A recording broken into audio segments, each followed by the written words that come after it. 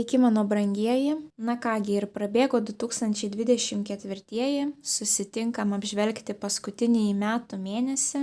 Visų pirma, tai labai noriu padėkoti tiems, kurie praleidote šiuos metus su manimi. Kanalas sparčiai auga. Suprantu, jog jums tai yra aktualu, įdomu. Dėl to neapleisiu jūsų ir 25 metais. Kuo stipresnis, didesnis jūsų įsitraukimas, tuo daugiau vaizdo įrašų galite tikėtis iš manęs. Ir ne tik mėnesinių prognozių, bet ir daugiau išsirink kortą prognozių. Tai noriu visus labai pasveikinti su artėjančiam gražiausio metų šventėm, su šventom kalėdom, su naujaisiais metais. Linkiu, kad 2025 būtų dar gražesni, dar nuostabesni nei 2024. Linkiu jaukių, mielų, ramių, šventų kalėdų. Ir labai noriu pakviesti savo sekėjus bent jau gruodžio mėnesį tapti Kalėdų senelio pagalbininkais. Ką tai reiškia? Tai yra labai norėčiau, kad bent jau gruodžio mėnesį mes pasistengtumėm padėti kitiems žmonėms. Jeigu galite, paaukokite, susiraskite kažkokį tais paramos fondą, kuris būtų artimas jūsų širdžiai ir paaukokite kiek galite. Jeigu nepasitikite fondais, galbūt gatvėje pamatysite kažkokį tai žmogų, kuriam reikės pagalbos. Irgi padėkite. Jeigu turite laisvo laiko, yra pilna veiklų, kaip jūs galite padėti, dedikuoti būtent savo laiką, taip ir padėti žmonėms turėti gražesnes kalėdas. Šie darbai tikrai nelieka nepastebėti, Dievo visatos, kuom jūs tikite, taip, jūs tikrai gaunate už tai karmos taškų. Ir vis dėlto mes turime nepamiršti, kad mes gyvename savo tam tikrose socialinėse grupėse, kurioms mes turime atnešti kažkokios tai naudos. Ir jūs jausitės labai gerai padarę gerą darbą ir kažkam kitam jūs įrodysite, kad tikrai Kalėdos yra stebuklų metas. Tad labai skatinu pabūti Kalėdų senelio pagalbininkais. O jeigu dar ir išsiugdysite tokį įprotį ir teiksite pagalbą, paramą tiems, kuriems jos reikia ištisus metus, tai pas jūs dar daugiau karmos taškų ateis. Dar viena naujiena. Gavau ne vieną užklausą, ar įmanoma būtų mano prognozes išversti į tam tikras užsienio kalbas. Tad nuo šiol mano visos prognozės turės 4 užsienio kalbų subtitrus, tai yra anglų, ukrainiečių, rusų ir hindi. Taigi galėsite aptarinėti savo prognozes ir su savo rato žmonėmis, kurie lietuvių kalbos nesupranta. Na ir kai visada primenu, man yra labai svarbus jūsų atgalinis ryšys, taip sakant, tie energetiniai mainai, taip, bent jau paspauskite patinka mygtuką ar parašykite kažkokį tais komentarą, pasidalinkite su žmonėmis, kuriems būtų aktualu visą tai išgirsti. Na ir aišku, kas dar neužsiprenumeravote, tai labai skatinu užsiprenumeruoti kanalą, kad nepraleistumėte svarbių įdomių prognozių. Tai kuo daugiau kanalas augs, kuo daugiau jūsų įsitraukimo aš matysiu, tuo daugiau prognozių galėsite tikėtis pamatyti šiame kanale. Kaip visada noriu priminti, kad mano prognozes reikia žiūrėti pagal 3 pozicijas, pagal savo saulės ženklą, pagal mėnulio ženklą ir pagal ascendento ženklą. Tuomet jūs pamatysite detalesnį, aiškesnį mėnesio vaizdą, taip, kokios sritys jums pildysis pagal vieną poziciją, kokios pagal kitą ir kokios pagal trečią. Jeigu dar nežinote savo šių ženklų, juos labai lengvai galite apsiskaičiuoti internete. Aprašyme po šio vaizdo įrašo aš paliksiu 5 minučių vaizdo įrašą, kurio pagalba lengvai galėsite susižinoti savo šias 3 pozicijas. Na ir kaip visada pradedant nuo astrologinės pusės, tai visą gruodžio mėnesį mus vis dar veiks retrogradinis Merkurijus. Jeigu jums tai negirdėta, jeigu nesuprantate, ką aš kalbu, tai iškart skatinu susistabdyti šį vaizdo įrašą ir nukeliauti pasižiūrėti bet kokią būtent lapkričio prognozę.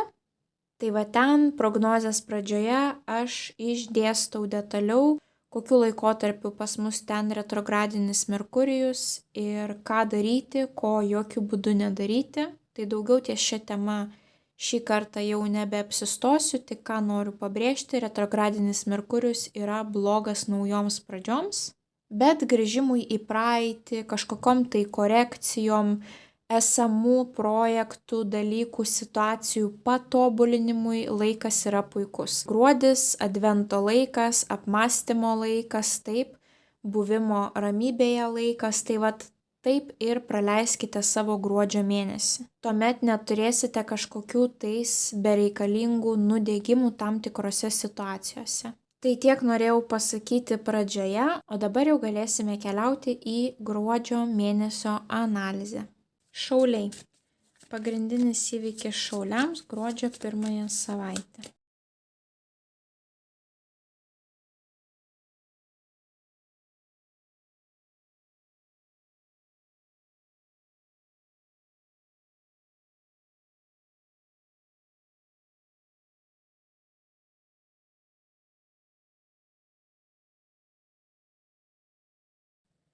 Bei vienas patarimas šauliams apie jų gruodžio mėnesį.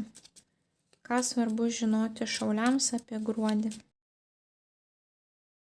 Na kągi šauliai, toks jausmas, kad iš visų ženklų kol kas jūsų mėnesis bus pats svarbiausias, kadangi jums iškrito kiekvieną savaitę bent jau po vieną didįjį arkaną.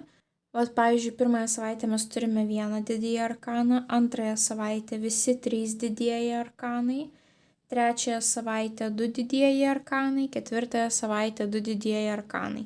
Tai reiškia, visos savaitės bus labai svarbios. Prie to paties jums 2 kartus iškrito kardų 10, kardų 10. Dažniausiai šitos kortos reiškia kažkokias tai pabaigas ir artėjančias naujas pradžias, kažkokių tai įvykių užsibaigimus, transformacijas, taip sakant, ir 2 kartus jums iškrito įsimylėjėlių korta, kuri irgi viena iš reikšmių yra meilės.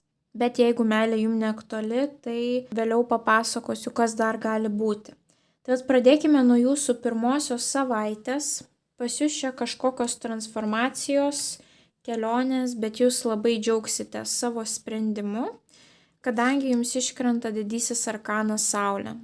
Džiaugsmo korta, pozityvumo, vaikiško džiaugsmo, to stipraus vaikiško džiaugsmo, nes dabar mes jau prie visko pripratę, mes jau nebesidžiaugiame taip stipriai, o tas pirmasis džiaugsmas kiekvienos naujos situacijos, kai mes buvome vaikai.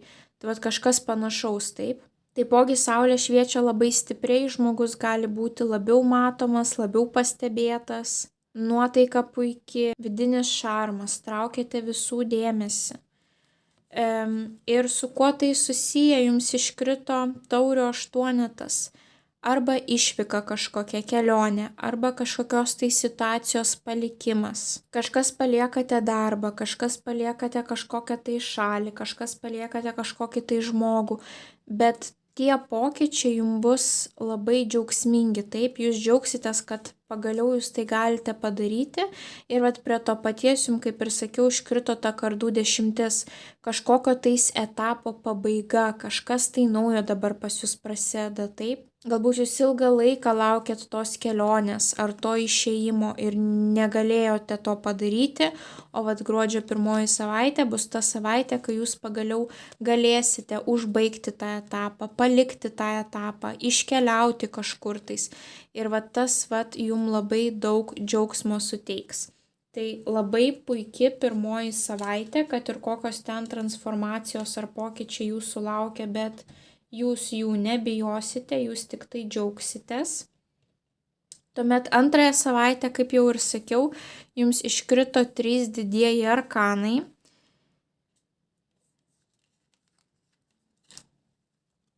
Ir nuo kurio noriu pradėti, tai yra pakabintasis. Pakabintasis vis dėlto yra laikas, kuomet mes nieko negalime daryti, negalime judėti į priekį. Tai yra, mes esame tokioje pauzėje, stagnacijoje. Jeigu mes būtume tokioje pozicijoje, mes galėtumėm eiti, bet kol mes esame tokioje pozicijoje, mes galime analizuoti, mąstyti, svarstyti, apgalvoti, bet mes negalime žengti žingsnio. Tai galbūt jūs lauksite kažkokio tai geresnio momento. Na pavyzdžiui, antrąją savaitę mes dar turime retrogradinį Merkurijų. Ir va toks jausmas, kad jūs galvojate, aha, šiek tiek pristabdysiu savo tuos planus, kuriuos turiu, kadangi dabar negeras laikas, tai va palauksiu. Ir kitomis savaitėmis jau ten bandysiu kažko imtis, o vat antrąją savaitę pristabdysiu savo veiklas, taip. Galbūt jums kažko rūpintis reikės, nes šita korta dažnai reprezentuoja ir slaugytojus, taip. Tai pavyzdžiui, savo artimaisiais reikia pasirūpinti, nes kažkas sunegalavo.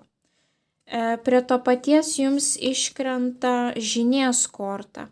Žinė yra moteris su stipria intuicija. Žinė gali atskleisti kažkokias tai paslaptis, kažkokius tai faktus, kurių jūs nežinojote. Žinė taipogi yra susijusi ir su nėštumu, motinystė, moteriškumu. Tai pavyzdžiui, kažkam pagal šias 3 kortas gali būti žinia apie nėštumą. Kadangi mes turime įsimylėlius, poros kortą, mes turime žynę, kuri atskleidžia paslaptį ir mes turime pakabintąjį. Pakabintasis taipogi turi vieną iš reikšmių, kad kažkas vyks tam tikrą periodo laiką, taip. Tai 9 mėnesius kūdikėlis bus įsčiose ir šitas periodas pas jūs prasideda nuo gruodžio 2 savaitės. Kažkam tai galbūt bus vestuvės, nes žinia vis dėlto yra susijusi su dvasingumu, tikėjimu, taip.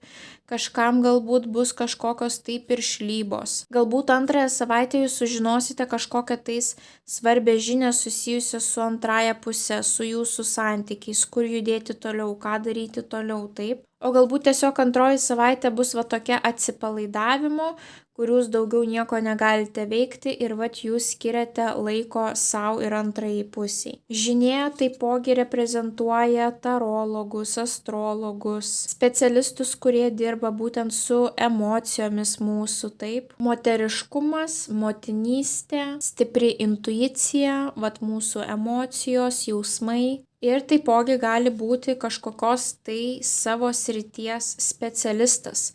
Galbūt jums reikia kažkokio tai poros specialisto ir antrąją savaitę jūs, pavyzdžiui, kaip pora nueinate pas tą specialistą, taip. Tai antroji savaitė jau pas jūs yra tokios ramesnės energetikos ir susifokusuoja labiau į jūsų vidinį pasaulį, kas vyksta jūsų vidinėme pasaulyje, taip. Net jeigu neturite antrosios pusės, galbūt jūs analizuosite, pavyzdžiui, savo praeities santykius, kaip jums ten kas sekėsi, kodėl kažkas pavyko ar nepavyko. Įsimylėliai taipogi yra dvynių korta, tai yra pasirinkimo korta iš 2 variantų arba tiesiog žengti tą žingsnį į tą pusę ar nežengti. Tai gali būti, kad jūs antrąją savaitę mąstysite apie savo tą pasirinkimą, ar jums imtis to žingsnio ar ne. Ir gali būti, kad šalia jūsų, pavyzdžiui, ar tai jūsų mama bus, ar tai kažkokia specialistė, tai psichologė, psichoterapeutė, tarologė, astrologė, pas kurią jūs kreipsitės patarimo, kad ta situacija jums kažkiek tais išaiškėtų. Ir tai nebūtinai bus susijęs su meilės santykiais, jeigu jų meilės santykiai nėra svarbus. Toliau 3 savaitę jums iškrenta vėlgi 2 didieji arkanai ir Lazdų trejetas. Lazdų trejetas yra pirmasis žingsnis. Tas jau fizinis žingsnis, tai yra jūs susigalvojote planą, jūs žinote savo tikslą ir jūs žengėte tą pirmąjį realų žingsnį. Tai jeigu čia mes žingsnio neturėjome, tai jau 3 savaitę pas jūs atsiranda tas žingsnis. Ir prie to paties jums iškrenta didysis arkanas teisingumas. Tai yra karminė korta, to karminio teismo korta, kas jums priklauso pagal karmą, įvykiai, kurių jūs negalite pakeisti. Kažkokia tais labai svarbi žinia gali ateiti pas jūs 3 savaitę, kadangi mes matome, kad angelas praneša kažkokią žinią. Gali būti, kad kažkas vertins jūs, tai yra kažkokie testai ar inspektoriai darbe, kažkoksai tai jūsų vertinimas, ar kaip darbuotojo, ar jūsų įmonės vertinimas, taip.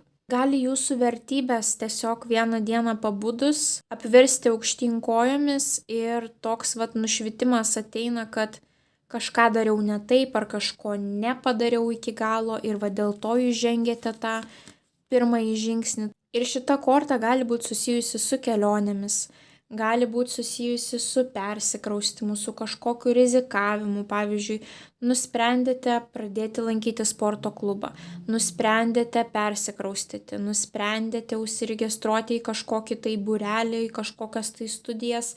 Nesvarbu, tiesiog kažkoksai tai pirmas žingsnis, kurį jūs jau nusprendėte žengti va tą 3 gruodžio savaitę. Tai toks jausmas, kad jisai bus susijęs su žinia kažkokia, kuri pas jūs ateis, ar su kažkokiu tai įvykiu, ar su vertybių pasikeitimu, taip. Galbūt kažkoks tai įvertinimas jūs pasieks ir dėl to įvertinimo jūs nuspręsite eiti toliau. Ir prie to paties jums dar iškrenta viena svarbi figūra – imperatorius. Va čia gali būti, pavyzdžiui, retai, bet būna teismai, bet dažniausiai tai būna kažkokia svarbi žinia, gali būti ir iš aukšto lygio svarbių tokių institucijų, taip. Imperatorius taipogi yra aukšto socialinio statuso žmogus, tai vėlgi gali būti iš kažkokių tais aukštesnių institucijų, taip. Imperatorius gali būti tiek jūsų tėtis, tiek jūsų senelis, tiek jūsų vyras, bet šitas žmogus turi turėti, tokią kažkokią įtaką jums, taip. Pavyzdžiui, ar jūs jam dirbate, tai yra jūsų darbdavys, ar jūs su juo kūrėte šeimos židinį, taip, ar tai yra kažkoksai tai valstybės tarnautojas. O galbūt tai būsite jūs. Imperatorius ne tik turi aukštą statusą, bet ir didelį kiekį atsakomybių, taip. Tai imperatorius gali parodyti, kad 3 savaitę jūs gaunate kažkokią tai žinią ir vedini tos žinios, jūs prisiemate didesnį kiekį kažkokių tais atsakomybių ir žengiate tą pirmąjį žingsnį. Kas yra didesnės atsakomybės? Jūs pasakote, kad pavyzdžiui, aš dabar rūpinsiuos savo mama ir tėčiu ir kiekvieną mėnesį pervesiu tam tikrą pinigų sumą. Aš perkuosi augintinį, jūsų atsakomybės kyla. Aš nusprendžiau išeiti iš tėvų ir nuomoti savo kažkokį tai kampelį. Vėlgi, aš esu dabar atsakingas, ar man pavyks laiku sumokėti nuomą ar ne, mano atsakomybės auga. Tai kažkas susijęs su atsakomybėmis, ar tokiu mokytoju jūsų gyvenime, ar jūs kažką tai mokysite. Jūs galite nuspręsti 3 savaitę, kad atėjo laikas man būti mokytoju ir man skleisti kažkokią tai svarbią žinią tam tikram ratui žmonių. Ir jūs tampate tuo imperatoriumi, kuris dalinasi savo žiniomis su kitais žmonėmis, taip? Bet jūs išdrįstate tai pradėti 3 savaitę. Tai tėviška, vyriška figūra, aukštas statusas, padidėjusios atsakomybės, svarbi žinia, vertinimas, vertybių pasikeitimas ir pirmasis žingsnis. Tai kažkas susiję. Pavyzdžių aš jums daug pasakiau, o jūs bandykite taikyti pagal savo situaciją, ką jums šitos kortos iš tiesų nori pasakyti. Na ir 4 savaitė pas jūs vėlgi iškrenta įsimylėlių korta, kurią mes turėjome 2 savaitę, taip.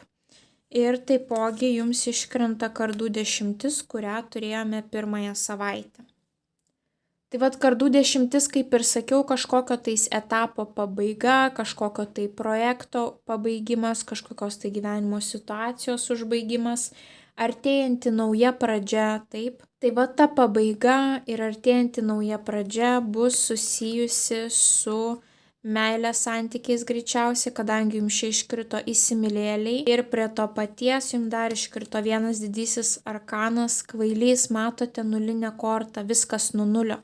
Tai labai logiškai pas jūs gaunasi 10, kažkokio tai etapo pabaiga ir šviežias lapas, naujas švarus lapas ateina 4 savaitę ir greičiausiai ta pabaiga ir artėjanti ta švari pradžia, švarus popieriaus lapas bus susijęs su asmeniniais santykiais. Jeigu ne, tai įsimylėliai vėlgi gali reikšti kažkokį tai pasirinkimą, kurį jūs turite atlikti. Ir jūs pasirenkate kažkokį vieną iš 2 variantų 4 savaitę ir dėl to pasirinkimo kažkoks gyvenimo etapas pas jūs baigėsi ir kažkokia tai švari nauja pradžia ateina. Taipogi įsimylėjėliai yra pardavėjų korta, tai gali būti kažkoksai tai pirkimo pardavimo sėkmingas sandoris, taip. Na, pavyzdžiui, ten, kur butą nuomojate, jūs jį nustojate nuomoti, nes įsigijote kažkokį tais savo kampelį, nuosavą ir viskas, ateina pas jūs nauja pradžia, jūs jau pasirinkote, taip, kad jūs nebenorite nuomotis, jūs norite turėti savo. Arba, pavyzdžiui, sėkmingai parduodate savo būstą ir dabar nebeturite savo būsto ir nusprendžiate kurį laiką nuomotis kažkur tais, taip. Arba nusprendžiate galbūt su savo antrąja puse persikraustyti kažkur, gal į kitą šalį, gal į kitą miestą. Nu, atsakau, visokios tokios situacijos, bet kažkas tikrai turės baigtis ir kažkas iškart prasidėti paskutinėje savaitė. Taipogi kvailys yra vaikų korta, taip, va tokių nerūpestingų vaikų. Tai kadangi mes čia turime įsimylėlius ir vaikelį, tai vėlgi gali būti kažkam tais žinia apie šeimos pagausėjimą arba gimdymas, na va tas va etapo pabaiga taip, kad taip kaip buvo iki šio momento jau niekada nebebus, nes ateina pas mus į šeimą dar vienas vaikelis, taip. Bet va tos va jūsų visos pradžios tokios pozityvios, aš nesakyčiau, kad čia gali būti skyrybos, taip, aišku, jeigu jūsų santykiai yra, na, nesukurti ant tų stiprių pamatų, tai tikrai gali būti, kad jūs nuspręsite paskutinėje savaitę tų santykių atsisakyti, bet jeigu pas jūs jau yra stiprus pamatas, tai čia turėtų būti galbūt tiesiog palipėjimas santykiuose į kitą lygį, taip. Arba, kaip ir sakiau, kažkokie tai sėkmingi pirkimo pardavimo aktai, po kurių kažkas tai baigėsi, kažkas tai iškart naujo prasideda. Arba kažkoksai tai pasirinkimas, kurį jūs pagaliau padarysite 4 savaitę ir natūraliai kažkoks gyvenimo etapas baigsis, kažkoks prasidės. Na ir jūsų patarimas gruodžio mėnesiui. Jums iškrito dar vienas didysis arkanas – vežimas. Vežimas yra labai užsidegusio žmogaus korta, kuris turi vieną tikslą ir užsidegęs eina to tikslo link, labai motyvuota korta, pilna disciplinos. Vadelis yra jūsų rankose, tai reiškia, jūs kontroliuojate situaciją.